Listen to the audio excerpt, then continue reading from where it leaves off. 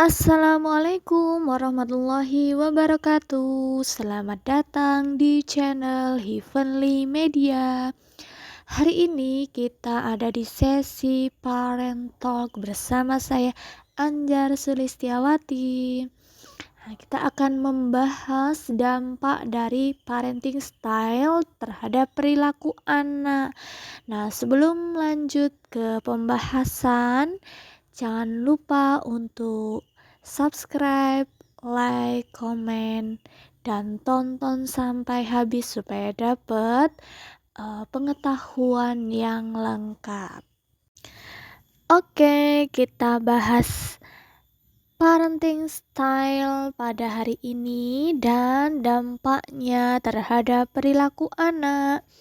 Jadi setiap perilaku anak itu tentu hasil dari gaya parenting orang tua yang kemudian membuat anak bersikap seperti itu. Ada 3 parenting style yang akan kita bahas. Yang pertama yaitu authoritarian. Yang kedua permisif, dan yang ketiga autoritatif. Kita bahas satu-satu ya guys. Kita akan bahas gaya parenting yang pertama yaitu authoritarian. Gaya parenting yang pertama ini biasanya orang tua memiliki sifat penerimaan yang rendah namun kontrolnya tinggi. Misalnya, tidak mudah menerima kesalahan anak. Misalnya anaknya nilainya rendah, langsung marah-marah itu. Kamu tidak belajar dengan rajin, kamu ini dan segala macamnya. Pokoknya marah-marah-marah begitu. Tetapi kontrolnya tinggi. Biasanya anak itu nggak boleh banyak hal yang tidak diperbolehkan gitu. Jangan main dengan ini, jangan pergi ke sini, jangan main dengan siapa dan segala macamnya. Kemudian ciri yang kedua yaitu suka menghukum secara fisik. Kalau anak melakukan kesalahan langsung dihukum secara fisik, misalnya dicubit, ditabok, atau dipukul, padahal itu tidak diperbolehkan ya. Yang ketiga yaitu bersikap mengomando. Jadi kalau berbicara biasanya itu memerintahkan anak untuk melakukan sesuatu tanpa kompromi. Ayo, sekarang kamu menyapu halaman. Sekarang kamu mencuci piring. Sekarang kamu belajar. Tidak ada yang salah, Bun, dengan niat itu, karena kan niatnya baik ya, mengajak menyuruh anak untuk mencuci piring, menyuruh anak untuk belajar, menyuruh anak untuk menyapu. Tetapi mungkin harus dikomunikasikan dengan cara yang baik pula. Oke. Ciri yang keempat yaitu bersikap kaku atau keras. Biasanya orang tua dengan gaya parenting seperti ini bersikap keras. Kamu harus jadi juara 1 di kelas ini, atau kamu harus ikut ekstra badminton, gak boleh yang lain. Sikap-sikap seperti ini sebaiknya dihindari ya. Ciri yang kelima yaitu cenderung emosional dan bersikap menolak. Jadi tidak mau mendengarkan apa pendapat dari anak. Biasanya anak, ayah kita liburan nanti ke kebun binatang ya. Ayahnya menolak, tapi dengan keras gitu. Jadi sebaiknya orang tua tidak langsung menolak apa yang disampaikan ke anak, tetapi mendengar dulu baru memberikan penjelasan. Kenapa misalnya ayah tidak setuju dengan apa yang disampaikan si anak. Jadi tidak langsung menolak secara emosional. Nah, dengan gaya orang tua yang seperti itu, bagaimana sih dampaknya ke anak? Nah, biasanya anak dengan gaya parenting yang seperti ini memiliki sifat yang mudah tersinggung. Karena apa? Karena orang tuanya sering berkata kasar, kemudian tidak menerima pendapatnya, maka anak-anak biasanya memiliki sifat yang mudah tersinggung, kemudian menjadi anak yang penakut karena sering dimarahi oleh orang tuanya.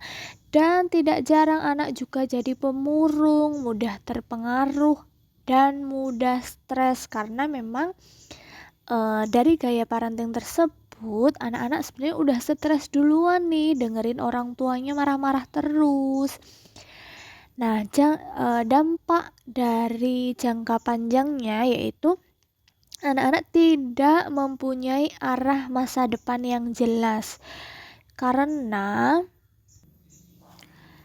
terbiasa diatur oleh orang tuanya, terbiasa kamu harus ini, kamu harus itu. Akhirnya anak jadi tidak punya arah yang jelas dari dalam dirinya sendiri. Oke, kita lanjut ke gaya parenting yang kedua yaitu permisif. Ciri-ciri orang tua dengan gaya parenting permisif yaitu yang pertama, sikap penerimaannya tinggi namun kontrolnya rendah. Misalnya, dia bisa menghargai pendapat anak, kemudian bisa menghargai kegagalan anak, tetapi kontrolnya juga rendah. Misalnya tidak mengawasi anak, kemudian anak terlalu dibebaskan memilih keinginannya. Nah, ciri yang kedua ini memberikan kebebasan kepada anak untuk menyatakan keinginannya. Jadi anak minta apapun dipenuhi, anak minta mainan oke dibelikan, anak minta ini oke dibelikan, anak minta itu oke diturutin. Jadi semua keinginan anak dipenuhi. Tapi Bunda jangan salah, sikap atau gaya parenting yang kedua ini juga berdampak bagi anak. Dampaknya apa sih? Yang pertama, anak bersikap impulsif dan agresif. Ya, tentu hal ini terjadi karena anak terbiasa dipenuhi keinginannya. Jadi ketika suatu situasi dia tidak mendapatkan apa yang tidak diinginkan, maka dia akan mudah memberontak. Kemudian anak dengan gaya parenting seperti ini biasanya kurang memiliki rasa percaya diri dan kurang bisa mengendalikan diri. Kenapa hal ini terjadi? Karena dia biasanya hidup dengan dorongan orang tuanya, dengan kepercayaan penuh dari orang tuanya. Pokoknya kalau tampil kamu keren, kamu hebat. Pokoknya orang tuanya memuji-mujinya itu dengan sangat luar biasa, sehingga ketika dia tampil sendirian itu tidak memiliki rasa percaya diri yang cukup karena sangat bergantung kepada orang tuanya. Kemudian anak-anak dengan gaya parenting seperti ini biasanya suka mendominasi atau nggak mau kalah nih dari temennya karena udah kebiasaan dari rumah apa-apa diturutin ya bun, jadi nggak mau kalah gitu sama temennya. Dan dampak jangka panjangnya yaitu tidak jelas arah hidupnya, bahkan bisa menyebabkan prestasinya rendah. Kita lanjut ke gaya parenting yang ketiga yaitu autoritatif. Nah, gaya parenting yang ketiga ini biasanya ciri-cirinya yang pertama yaitu sikap penerimaan orang tua dan kontrolnya tinggi. Biasanya orang tua dengan gaya ini mudah menghargai pendapat anak, tetapi tetap melakukan pengawasan atau kontrol terhadap anak. Kemudian sikap yang kedua yaitu responsif terhadap kebutuhan anak. Ingat ya bun, kebutuhan anak bukan keinginan anak. Jadi orang tua berusaha memenuhi apa yang dibutuhkan oleh anak, bukan apa yang diinginkan oleh anak. Sikap yang ketiga yaitu mendorong anak untuk menyatakan pendapat atau pertanyaan.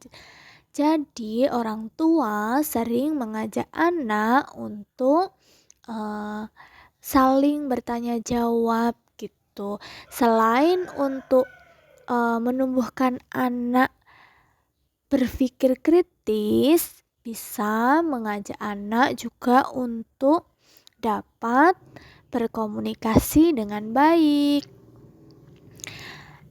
Ciri yang keempat yaitu memberikan penjelasan tentang perbuatan baik dan yang buruk.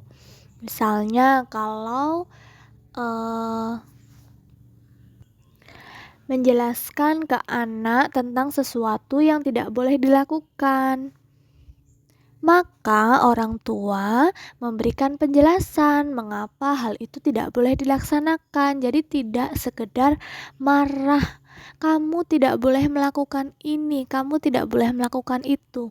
Bukan begitu ya bun, tetapi memberikan penjelasan.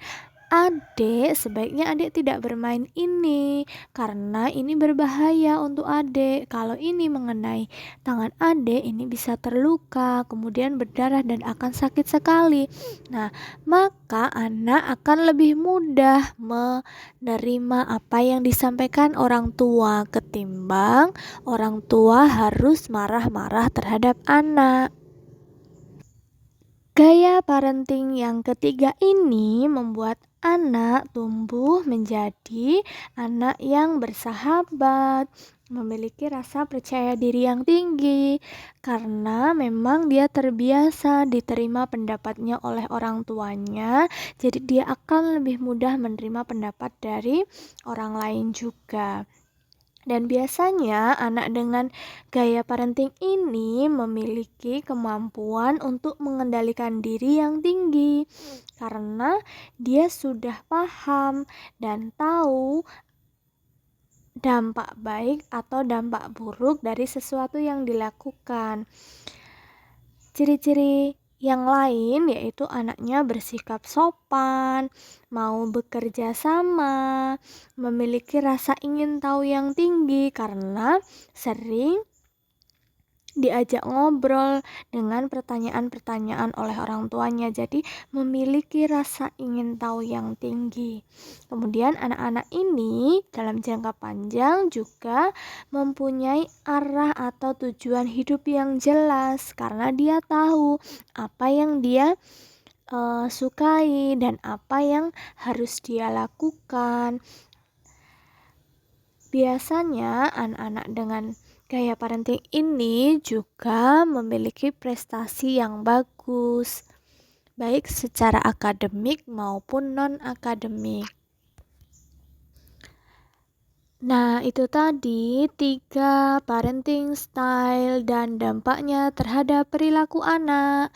Semoga dapat menambah wawasan kita dan menjadikan kita paham harus bersikap seperti apa supaya anak-anak tumbuh menjadi anak yang baik.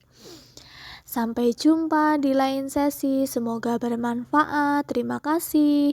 Jangan lupa subscribe, like, dan komen. Dan kalau ada kesalahan dalam penyampaian atau teori dari apa yang disampaikan, teman-teman boleh komen. Dan kalaupun ada saran kita akan bahas apa di video selanjutnya, boleh tuliskan di kolom komentar. Terima kasih. Wassalamualaikum warahmatullahi wabarakatuh.